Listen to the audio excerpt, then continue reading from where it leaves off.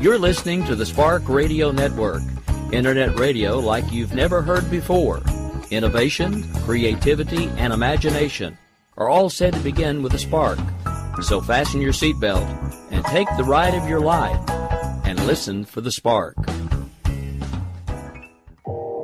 You are listening to KLRN Radio, where liberty and reason still reign.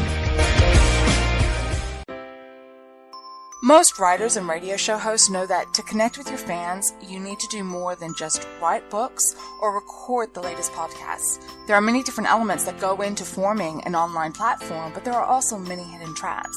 To make matters worse, solid advice on how to survive the muddy waters is scarce. In the book Hidden Traps, I talk about some of the important issues of working with an online platform, highlighting traps that could put your physical or internet security at risk or be harmful to your reputation. Are your social media posts just links with a few disjointed words, making you look like someone who can't complete a sentence? Did your new website cost you more than you anticipated? Are you leaking your personal contact details across the web without even knowing it? Then you need Hidden Traps. Hidden Traps is now available in paperback and ebook from a variety of retailers, including Amazon, Barnes & Noble, and Kobo. Visit blackwolfpublications.com for more details. If you're 85 or younger, would you like peace of mind and comfort for your family? We're Final Expense Direct with an urgent message for you. The average funeral today costs over $8,000, but the most you'll get from government benefits is $255. How will your family pay the difference? We can help. Our senior plans start as low as just $1 a day and pay up to $30,000 for a funeral and other final expenses. Peace of mind is easy. There's no medical exam. You'll have lifetime coverage, and your plan can't be canceled as long as you pay your premiums. Call now for free information about our senior plans. Answer a few simple questions and receive approval right on the phone. Plus, call right now and we'll give you a discount prescription card for free. Call 800-553-8687. That's 800-553-8687. Again, 800-553-8687. 687. KLRN Radio has advertising rates available. We have rates to fit almost any budget. Contact us at advertising@klrnradio.com.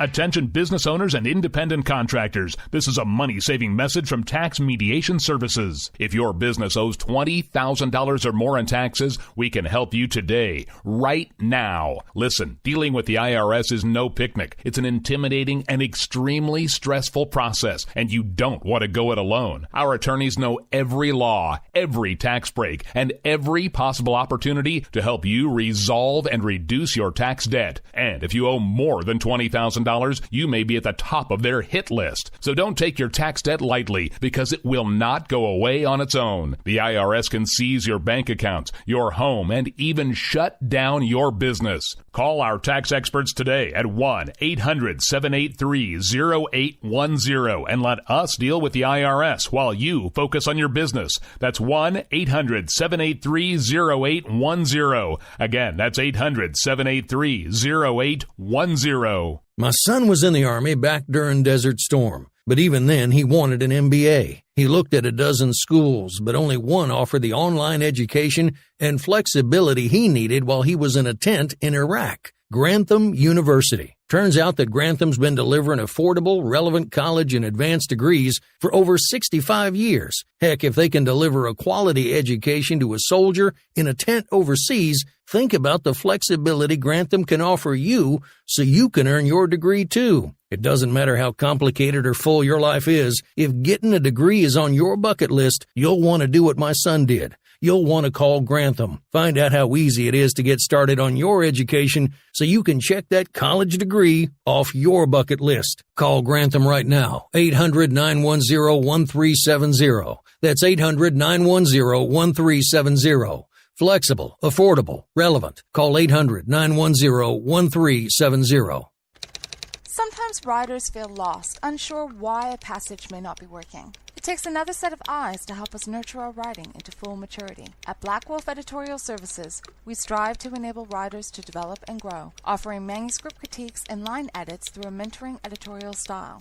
We also offer assistance on generating a writer's bio for your websites. Black Wolf Editorial Services, nurturing your writing into maturity.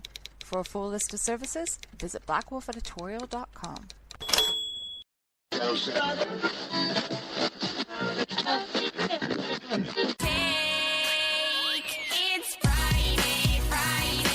Oh, let me tell you something. I am so sick of Washington and all its works and all them politicians down there and them congressmen. I'll bet you won't find none of them congressmen signing down their electric blankets tonight. Which if they did, their secretaries would get up and go home.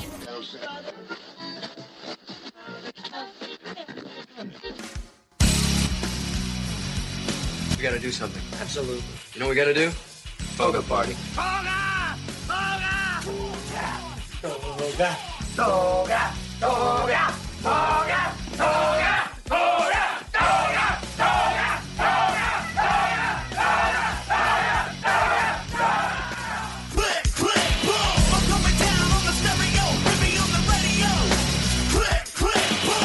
I want you to kill every golfer on the course. Check me if I'm wrong, Sandy, but if I kill all the golfers, they're gonna lock me up and throw away the key. Hello, hello, hello. It's Friday night. Welcome to Robinson and Wright here on KLRNRadio. I know you're not used to me doing the intro. I'm Dan Wright, and tonight I am joined by Claude, who has joined our little radio family. He's sitting in with Rick on Thursday nights and also doing his own thing. How you doing, Claude? I'm doing fine. Good. Yeah, Rick's son is in the second leg of his high school football playoffs, hoping to go all the way. So Rick had to travel about 3 hours away to hit the game today. So we're all wishing him luck. And we've had quite a week in the news. We're kind of titling this show The Week of the Grope. What is going on now is starting to me to become almost comical. It's daily, Claude. Something new comes out. Somebody comes out. Something comes out about somebody. I'm almost. I mean, and it's not funny. It's not funny by any means, but in a way, it's just when you wake up every morning and the first thing you think about is who's going to come out and either admit to some kind of sexual harassment or what story is going to come out pointing at somebody for doing something. It's been really weird the last few weeks. And then you got, which I think all of it is awful. If somebody did anything like that, it's awful. But, now you've got people on both sides of the political aisle, going, but so-and-so did, and what do you think about all these whatabouts out there? Well, we were actually talking about this last night. I kind of come at a lot of what's going on from my activist point of view. I'm definitely more of an activist than anything else right now. And I understand the political side. It can be uncomfortable because you have, basically two sides fighting for the soul of the nation, and this issue was popped up. And, 3 days ago, the left was riding high on, Roy Moore's troubles. And then the fake yearbook nonsense came out. And then we had the next scandal. I don't even remember what it was now. Al Franken. Right. Al Franken. And there was one or two today. And, now, and then Al Franken comes out and the right is riding high. And, I'm tweeting about it and people are calling me a Russian bot, and I'm like, well, I don't reply to that because it's like calling a conservative a racist at this point. It really has no meaning. And I think I laugh at it. that's what might happen with a lot of the of this issue with the sexual harassment and the sexual. We actually have sexual assaults being alleged, and people are just going to start disbelieving it, and just another one. I mean, and you're right, it's awful. It's awful, and I, when I'm wearing my activist hat, I'm fighting for the soul of my nation. So it's really very, very difficult to navigate this madness, but I really don't see an alternative. We can't,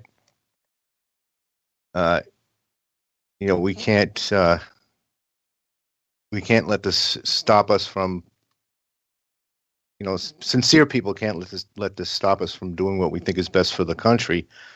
And I'm at a loss as to how to handle this other than do the best we can.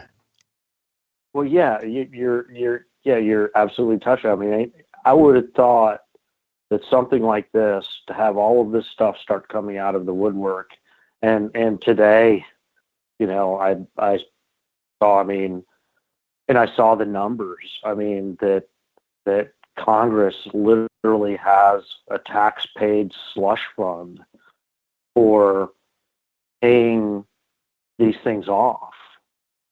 There were a couple years in there where it was in the millions, like, $2 and $3 million of tax money that went to paying off, victims or alleged victims or whatever of, whether it be sexual abuse or sexual harassment or whatever, and our tax money's paying for it. And you would think something like this would be something that would bring both sides together to say, hey, this all just needs to stop.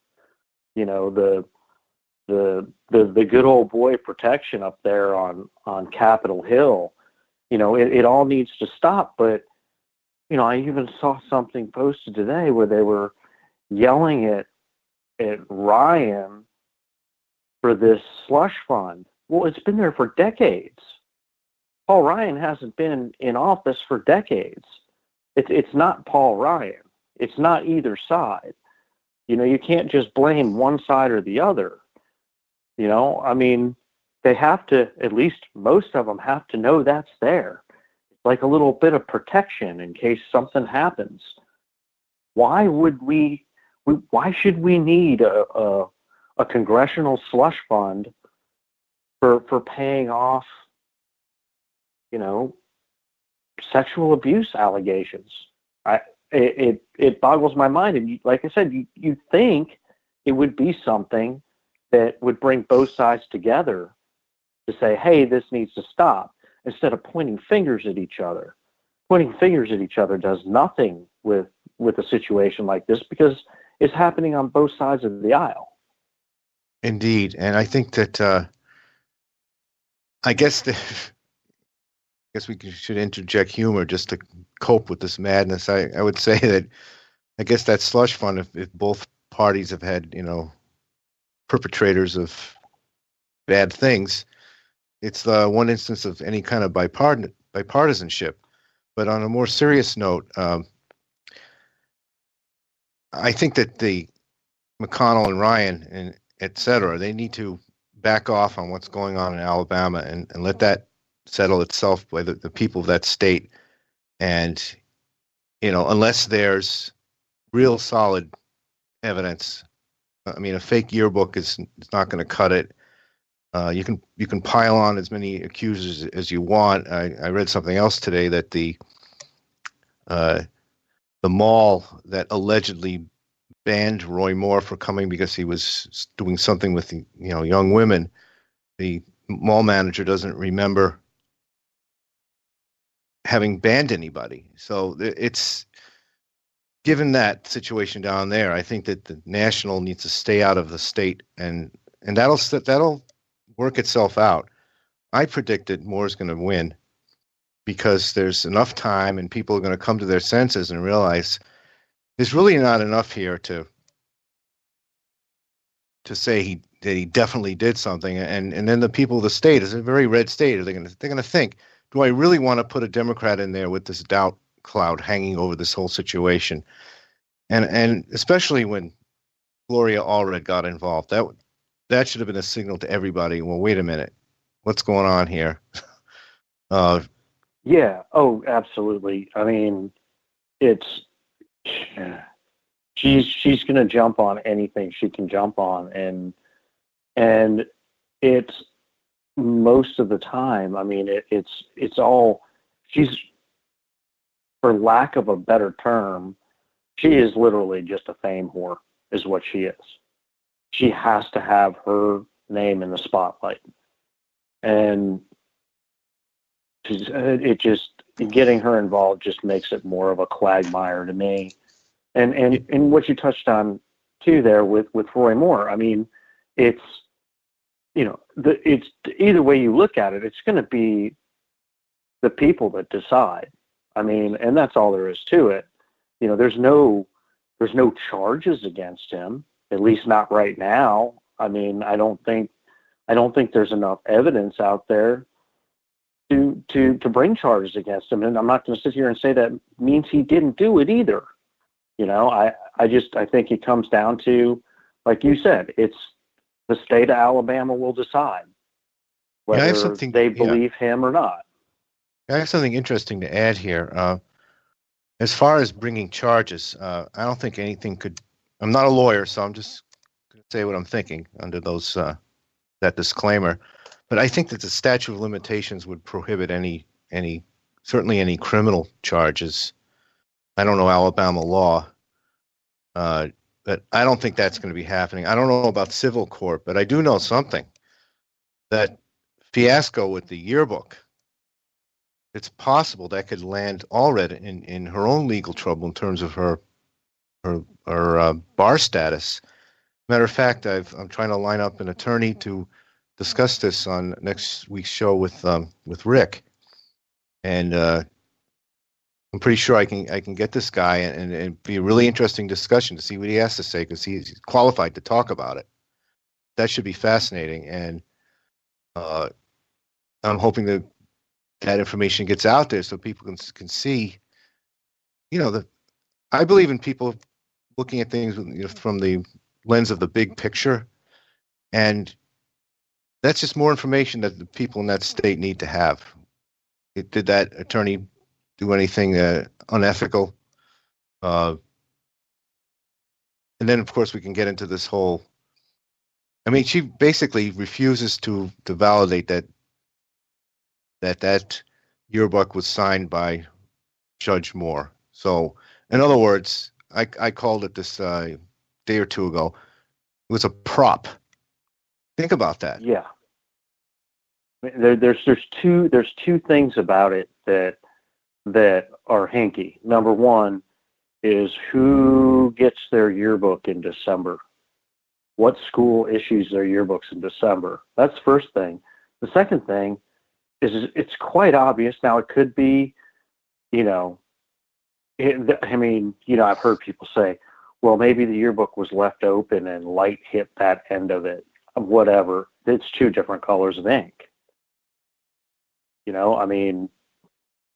It's quite obvious to me, and I'm not going to sit here and say that it's definitely, it's hinky. It smells. Like I said, what high school issues their yearbooks in December? I've never heard of it in my life. Yeah, that's definitely. That signature was at Christmas time. And then there was another document that was paraded about with the initials DA after his signature, and it had nothing to do with him being a district attorney. It was his law clerk, I believe. That was their initials. So that could have been another sign that there's something really funny is going on here. I think we need to use our common sense. There seems to be smoke here. I think we need to follow it and see where it leads, and hopefully that can be exposed before the election, because this man should not lose the election because of a fraud. Yeah, no, I absolutely agree with you. And something kind of interesting popped up today, and actually I think it popped up. Oh, it was today. A friend of mine talking about how we should do away with maybe we should do away with the 17th Amendment and go back to how it used to be, where members of Congress are picked by the people of each state, and the Senate is picked by the state legislature. And it's an interesting point. That's how things were originally. It's an interesting point. How would things change if we went back to that, where the state legislature of Alabama would be making this decision instead of the voters? Well, the problem with that is I think that in this particular case, if he was putting himself out there to the legislature, talking about Roy Moore, I would like to be senator, and throws his hat in the ring, and these accusations come out. What do you think that legislature is going to do? You think they're going to pick him? Well, absolutely. And, but I'm not saying that, because there's no way it would ever happen for this case right here, but it may be something to think about for the future, where if somebody knows they have a skeleton in their closet, or two or three, it might make them reconsider whether they actually run. I don't know. It was interesting. It made for some interesting conversation. Oh, yeah, I agree. I think one kind of a bigger picture point you may want to think about is anytime you talk about amending the Constitution, you got to be really careful, because you may be opening the door to amend it in a way that we will live to regret. I know it's very difficult to amend the Constitution, so I don't see it happening. But I guess a little hypothetical discussion is a good thing once in a while, isn't it? It's a diversion from the reality we're in. Absolutely. Now we have run up on the bottom of the hour, Claude, so we did start a little late, which will make our second break a little bit longer. But we should break for some commercials, pay some bills. But before we do that, why don't you tell everybody where they can find you on social media? Oh yeah, I'm known as Social Claude on Twitter, and that's where I hang out. I don't like Facebook. I think it's creepy. I love Twitter. I love the way it is. Anyway, I'm Social Claude on Twitter. If you follow me, I follow back almost everybody, so you'll get a follower for the deal. Such a deal. Excellent. Yep, and you can find me on Twitter at Madfeist, Feist, and I am on Facebook too. I do have a public account, and I'm just Dan Wright on Facebook. And on that note, we'll go ahead and pay some bills, and I will see you on the other side of the break. You're out here acting so tough, and now I'm calling your bluff. Black hoods and no faces.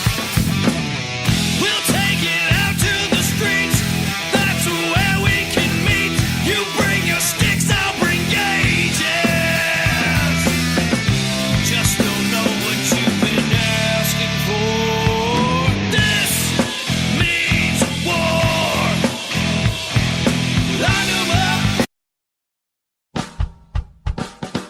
You're listening to the Spark Radio Network, Internet radio like you've never heard before. Innovation, creativity, and imagination are all said to begin with a spark. So fasten your seatbelt and take the ride of your life and listen for the spark. You are listening to KLRN Radio, where liberty and reason still reign. Most writers and radio show hosts know that to connect with your fans, you need to do more than just write books or record the latest podcasts. There are many different elements that go into forming an online platform, but there are also many hidden traps.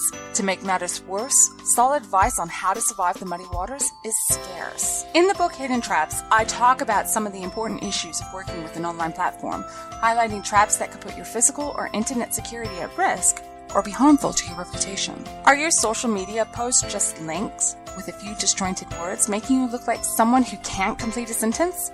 Did your new website cost you more than you anticipated? Are you leaking your personal contact details across the web without even knowing it? Then you need Hidden Traps. Hidden Traps is now available in paperback and ebook from a variety of retailers, including Amazon, Barnes & Noble, and Kobo. Visit blackwolfpublications.com for more details.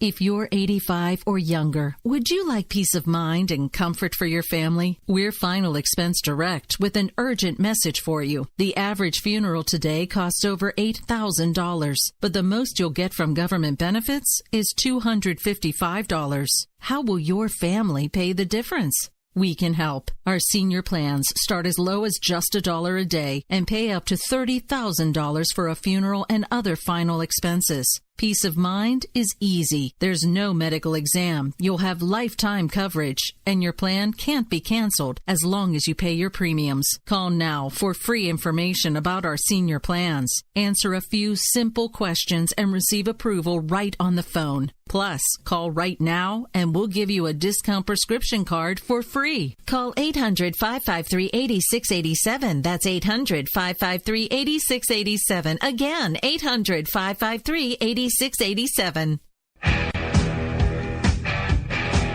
KLRN Radio has advertising rates available. We have rates to fit almost any budget. Contact us at advertising@klrnradio.com.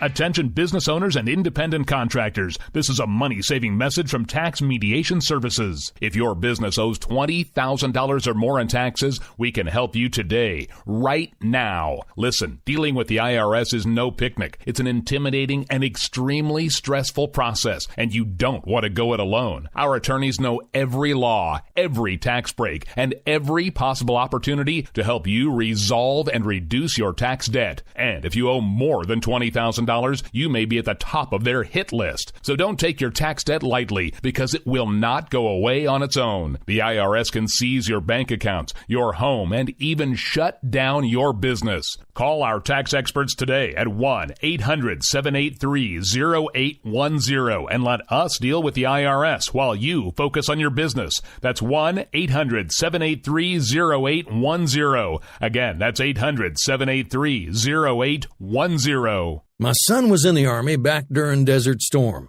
but even then he wanted an MBA. He looked at a dozen schools, but only one offered the online education and flexibility he needed while he was in a tent in Iraq. Grantham University. Turns out that Grantham's been delivering affordable, relevant college and advanced degrees for over 65 years. Heck, if they can deliver a quality education to a soldier in a tent overseas, think about the flexibility Grantham can offer you so you can earn your degree too. It doesn't matter how complicated or full your life is. If getting a degree is on your bucket list, you'll want to do what my son did. You'll want to call Grantham. Find out how easy it is to get started on your education so you can check that college degree off your bucket list. Call Grantham right now. 800-910-1370. That's 800-910-1370. Flexible, affordable, relevant. Call 800-910-1370. Sometimes writers feel lost, unsure why a passage may not be working. It takes another set of eyes to help us nurture our writing into full maturity. At Black Wolf Editorial Services, we strive to enable writers to develop and grow, offering manuscript critiques and line edits through a mentoring editorial style. We also offer assistance on generating a writer's bio for your websites. Black Wolf Editorial Services, nurturing your writing into maturity. For a full list of services, visit blackwolfeditorial.com. You're out here acting so tough, and now I'm calling your bluff. Black hoods and no faces.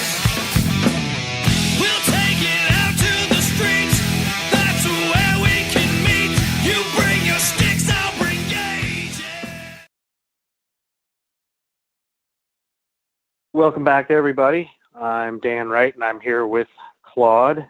And before the break, we were talking about this whole sexual harassment, sexual abuse. You almost got to call it, I don't even know what to call it, but, it's all these allegations, charges, everything else are coming out of the woodwork. And Claude, you brought up when we were there talking off the air, you brought up Christopher Plummer. Can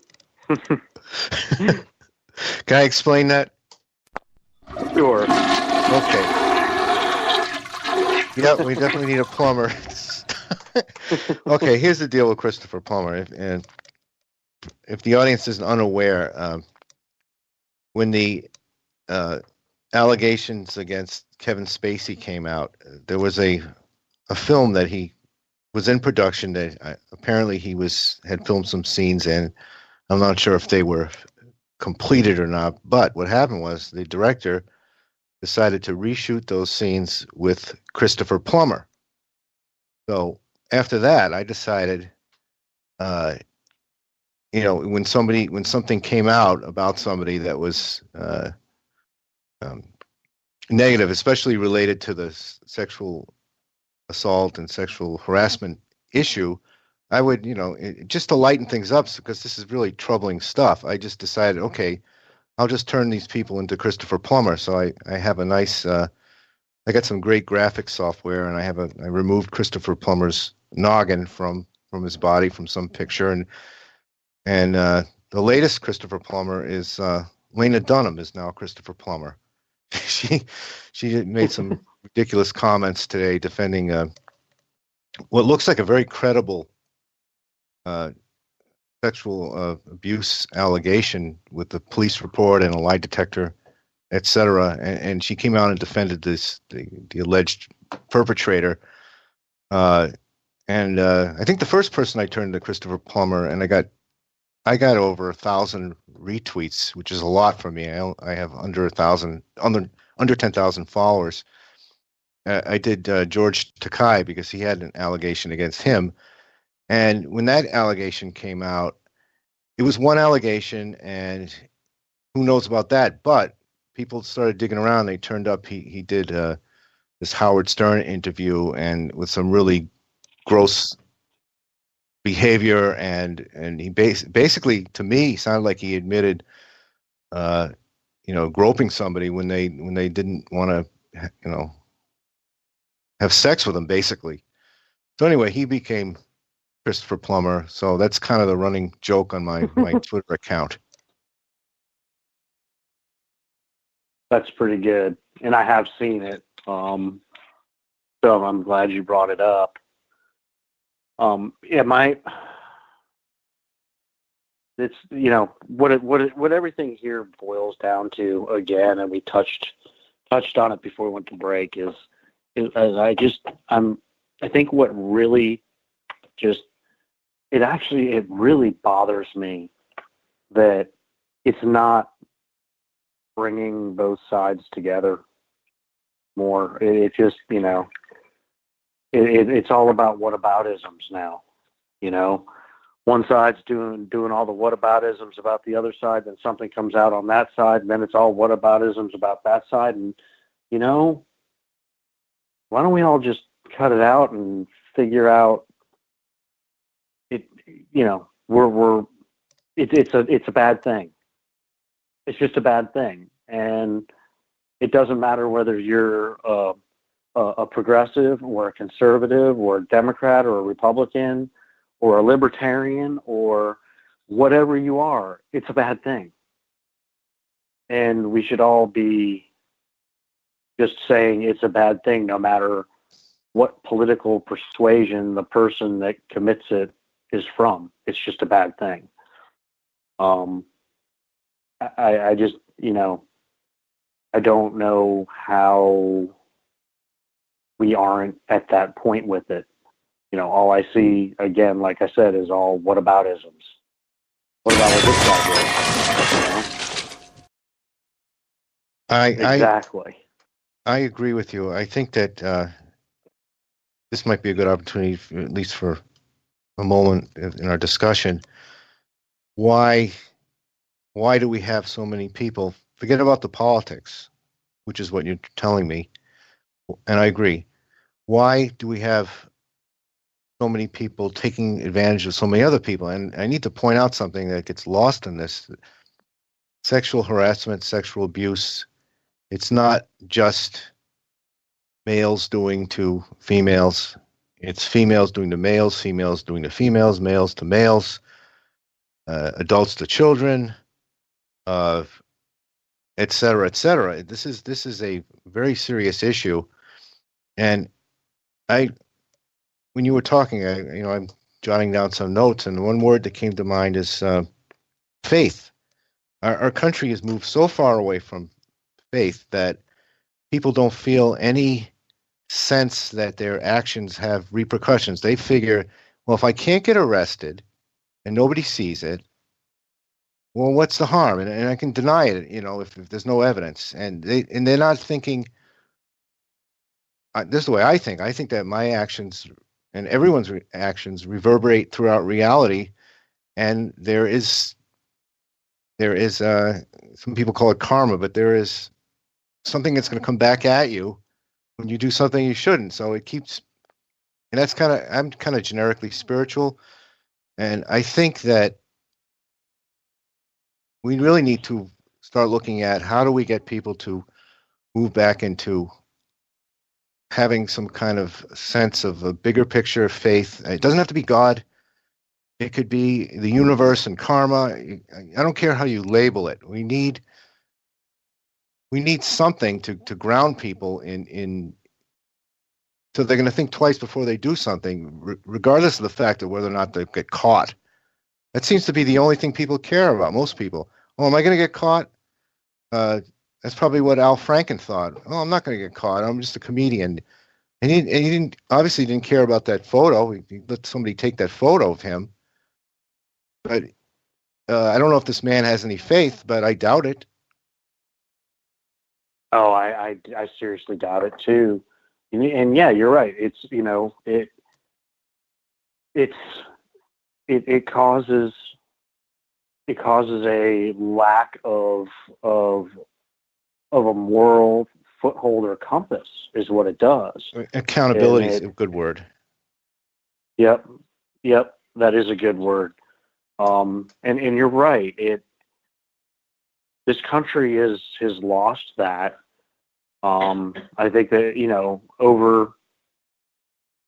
I can't even really pinpoint when it really began, but over the last definitely couple of decades, I've just seen it. It's just a complete moral decline. It started in the 1960s. 1960s? Yeah, that's where it started. The breakup of the family out of wedlock children. And mind you, I always say this because I want people to know full disclosure about me. I used to be very, very liberal. I grew up in a New York Democrat liberal family, as far left as you can possibly get. And it was a long road for me to get where I am now. But I've seen both sides. Right. I'm not sure what point I was trying to make now, but this is what happens. Hello, live radio. Yeah. Well, I mean, I think we've pretty much covered it, and that's a good way to finish this subject. Is that there has been a steady decline in the moral footing that we had in this country. Up until, I think you're probably right, in the 60s, early to mid 60s is probably when it started. But I want to kind of to move into something else here, and our producer for the evening has pulled a clip from one of the shows Jesse did on Jesse's POV. She interviewed a police officer from Michigan, and I'd like to go ahead and play that clip, and it'll be kind of a good segue into our next subject here. I got a guest. I've got Mike the cop.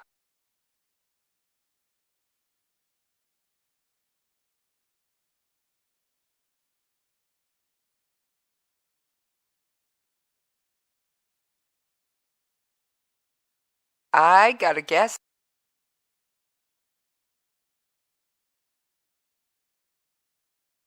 Well, that brings me to a very interesting point. There is a bill in your home state of Michigan that would turn gun-free zones into concealed carry zones instead.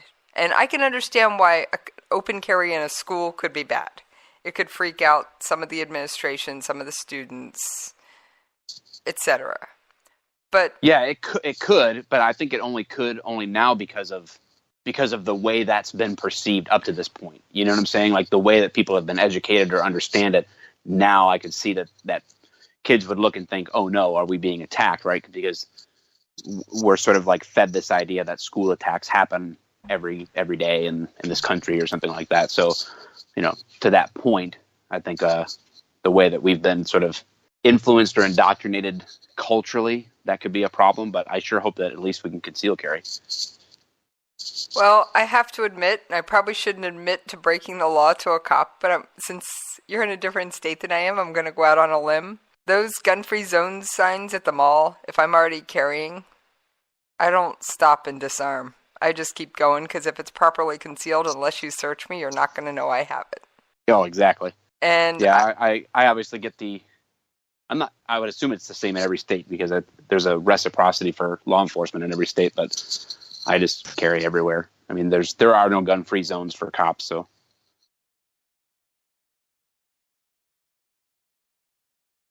All right, so listening to that, and apparently Michigan has a bill on the books right now that they're trying to get passed that would turn gun-free zones into concealed carry zones, which we talked in the break pod. I mean, that would make me feel much better.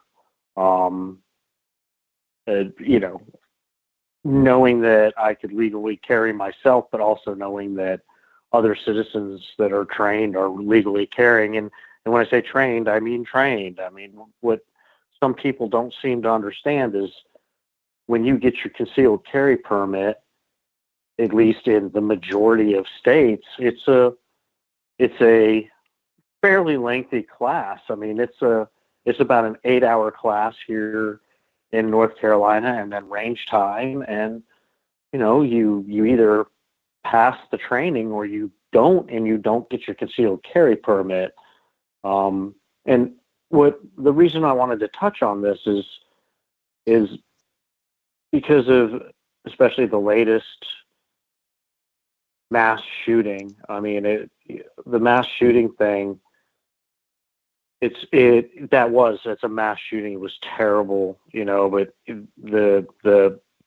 the gun control crowd, they like to bring up how many mass shootings there are a year, which includes any shooting that's 2 or more, which happens every weekend in Chicago.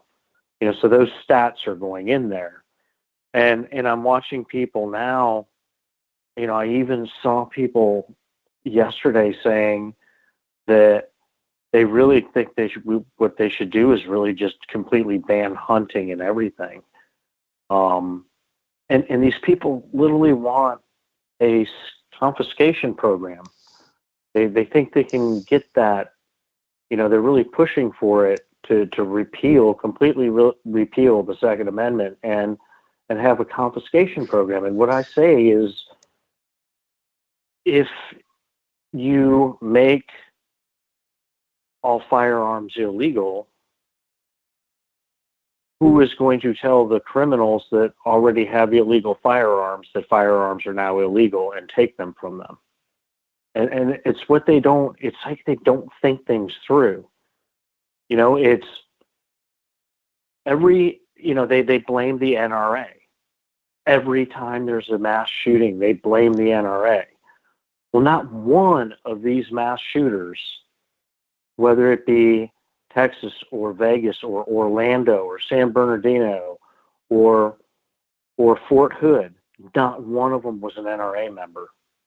And to be honest with you, if you want to find another common thread, almost all of them were Democrats. So, you know, where is the problem? The problem isn't the gun. You know, the problem is the murder. The problem is the psychosis. It's not the gun. You know, if the gun isn't available and they really want to kill people, they're going to find a way to do it. You know, if they can't get the gun, they're going to use the bomb, or they're going to use the truck, or they're going to use the knife, or they're going to use whatever. They're going to do it because they want to do it. It's, you know, the focus is all wrong. If you're going to focus on the gun, then your focus is all wrong. You should be focused on, you know, you watch it, these celebrities all coming out and saying that the NRA needs to be listed as a terrorist organization. What did the NRA have to do with any of these shootings? You know, right after Texas, the NRA is a terrorist organization. Well, the shooter wasn't a member of the NRA, and he was a Democrat, and it really started from a domestic dispute. I mean, I said he could have just taken a pickup truck and run through the wall of the church and killed just as many people. The focus has got to stop being on the gun, because law-abiding citizens aren't doing this. Yes, the guy in Vegas legally bought his guns, but the guy in Texas, not only should he not have been able to buy a gun, he was able to buy the gun because of a government paperwork problem, and there was a bill that was filibustered by the two main people that were heading up the filibuster were Senator Warren and Bernie Sanders. They filibustered a bill that would have helped prevent him from being able to get a gun, yet the NRA is a terrorist organization. Well, yeah, I mean, that's basically guns have become a political football, and I try to boil things down to, you know, simple things that are easy to comprehend, and I urge people to actually read the Second Amendment, especially this part, shall not infringe. That's a very serious phrase in the Bill of Rights, and that right it's right there, and I guess over the years the Supreme Court has allowed, you know, chipping away at it, but we can't go too far with it because it's a fundamental right, and unless people want to change the Constitution, that's what we have, and I would urge people to think about this. Now, this kind of touches on in other areas that we're talking about in politics. I mean, calls for censorship on college campuses are trying to censor conservatives because their claim is they're all racist, therefore they can't speak, and it's all gobbledygook and nonsense, but that's what they think. And in this push to take away guns from law-abiding citizens, I tell people that freedom is an ugly beast, and if people want beauty and homogeneity and, you know, peace on earth and unicorns in every garage, that's not America. That's not the fabric of this country, and I think that's probably that explains the big divide between the left and the right in this country. Is you have one group that wants to legislate morality, and you have another group that wants to live with our liberty and live with the ugliness that comes along with it. And I did have one more comment related to the concealed carry at the malls. I think that's a great idea with the properly trained people. Mall and soft targets and places of worship, that people should be protected. I would go a step further. I think that we should be looking at the way the Israelis handle their security. I think most people have seen this. There's a nightclub, and at the nightclub you'll have two or three or whatever, a small group of off-duty military. We couldn't do that in the United States. We'd have to be police. But just to make my point, we have off-duty military, and basically carrying their weapons. And if something comes up, they're trained to deal with it, and they save lives. And this enables people to have some semblance of liberty and go out and do things because they know that, I have a good chance of surviving if something happens because there's somebody there to protect me. And I really think we especially if the terrorism rises here, I think you'll see that here. I think we've already seen that in New York City and there, I've seen police carrying whatever semi-automatics they carry. I don't know much about guns. I'm a Second Amendment advocate, but I'm not a gun owner. But anyway, my point is that we may want to look at that and obviously make sure that people are highly trained. But I think for us to allow the left to have everyone putting their heads in the sand here, and I mean, it's a good thing in Texas that there was a citizen there with a weapon. I mean, he stopped further carnage. And people are calling for gun control. I mean, it's absolute lunacy to me that we should be left defenseless over a political football. Well, yeah, and you touched on that on the armed citizen, and it's funny when you say that to somebody in the gun sense movement. You say, well, an armed citizen stopped him, and their response is, not before he killed 26 people. Well, what do you want? I mean, people, whether they choose to or whether it's a church's policy, people just don't tend to carry in church. So nobody inside the church had a gun. He was outside the church. He realized what was happening. And he took care of the problem as soon as he could. I mean, it's not, I can tell you if somebody in that church had been carrying, the outcome may have been different. I'm not going to sit here and say that nobody would have been hurt or killed, but the situation might have been ended much quicker. I find that they want it. They want it to either be all or nothing. Either if you're going to carry, nobody better get hurt. Well, it doesn't work that way. I mean, obviously, you're not going to know somebody's going to shoot up the church until they start shooting up the church. That's just the way it is.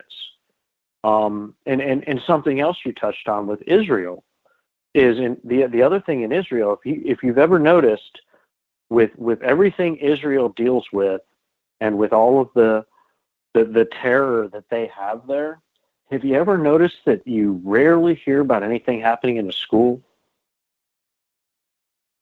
Because their teachers are armed. Their teachers are armed.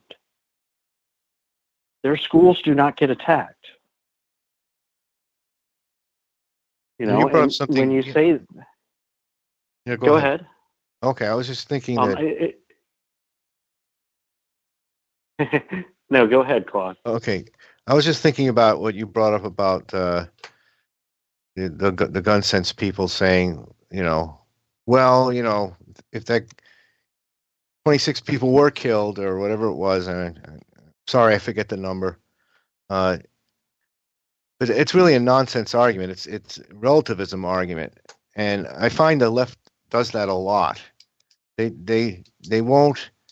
You bring up something bad, and they'll say, "Well, it could have been worse," or sometimes they'll say it could have been better. It's always relative somehow, instead of just addressing the argument you're making. It's always relative, and I just find that to be rhetorical nonsense. But you can get back to where you were going. Well, I was just,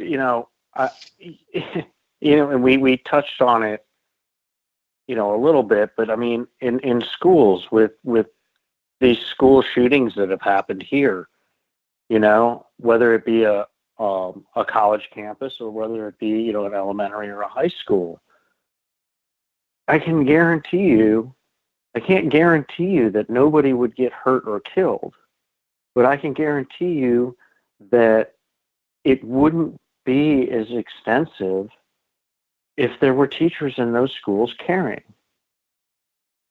Because anybody that carries concealed does it knowing they may need to use it. That's part of the training.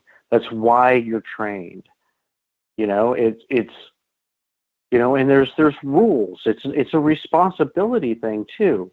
It's not just like they say, okay, well, we're going to give you this license to carry and you're on your own. There's rules. There's laws.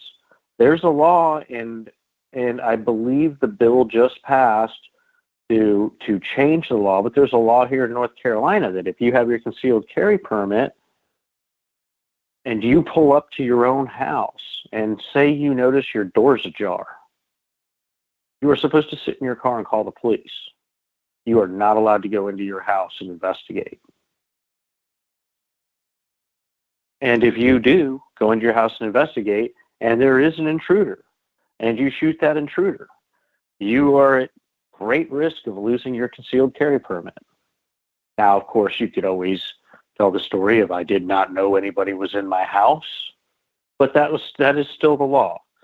You get home, you find your door's ajar, or you feel that there's somebody in your house that shouldn't be, you are supposed to sit in your car and call the police.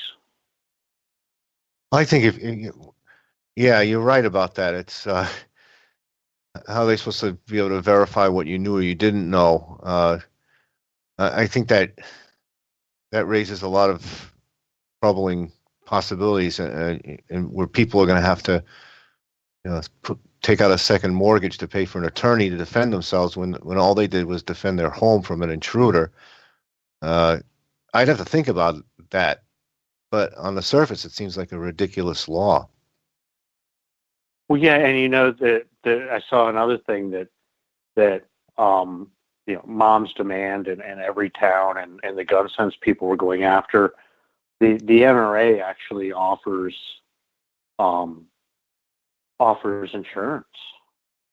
insurance for people who carry, because the thing you face, even if somebody breaks into your house and they break into your house with obvious threat to do harm to you or your family, and you dispatch that person, legally you're fine, but civil suits come up, and what this insurance is for is to protect you against the civil suits. And what these people are saying is that it makes it so that the person that takes another life doesn't have to pay for that in any way at all.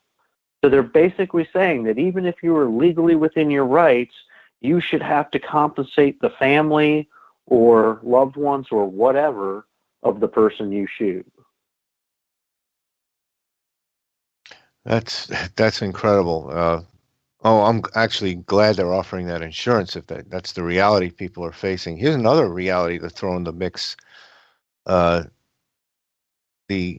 whole race issue can come up depending on who's busted into your house and who you are. And I don't want to label people for the discussion, but you know what I'm getting at here. And there's a presumption that if there's one color versus another, that one side must have done it because of the skin color. And that's another thing that muddies the water. And another reason you'll get dragged into court, even if you didn't even know the person. Their attorney finds a Facebook post you made that they can spin to look like, well, this person may be a racist. And we live in a crazy world, let me tell you. We do. And it's, the right to keep and bear arms, and especially the right to concealed carry or open carry or whatever. My state keeps trying to pass constitutional carry, which actually would not require you to have a concealed carry permit to carry concealed, which I don't know. I don't know if I'm totally on board with that. I do think there should be some training, but we're already an open carry state, and you can open carry without anything. But the right to keep and bear arms is, I think, these days is more important than it ever has been. With, like you and I talked about, with the moral decline in this country, we see it all the time. But on that note, this hour went quick. We are about at the end here, Claude. So if you'd like, I'd like you to one more time just let everybody know where they can find you. I can tell them that you're a great follow. You're an incredibly smart follow. I enjoy your tweets a lot. Thank you very much. I'm Social Claude on Twitter. And as I said before, I follow back almost everybody. And, unless you're some, crazed loon, which there are happen on Twitter, if you're a normal person like me and Dan, then I will follow you back. Great, and I really, really appreciate you sitting in for Rick tonight, Claude. This has been my fun, pleasure. And hour went quick. And everybody, we'll see you next week. I don't know, maybe I'll have somebody else sitting in with me. Maybe I'll have you back again, Claude, if you're free. And we're kind of hoping for that. I'd like to see Rick's son continue on his path to the state championship. That's fine. If that happens, I'll be happy to fill in. Excellent. Well, you have a fantastic weekend, and everybody else out there, have a fantastic weekend, and we will see you next Friday right here on KLRN Radio.